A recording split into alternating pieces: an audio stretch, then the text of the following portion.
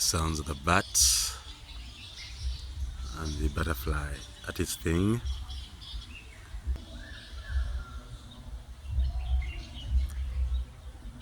You do have the wasp flying, spiders chilling out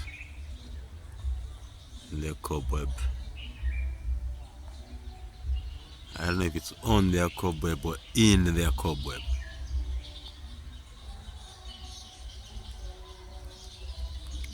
Sounds of the bats and other bird species.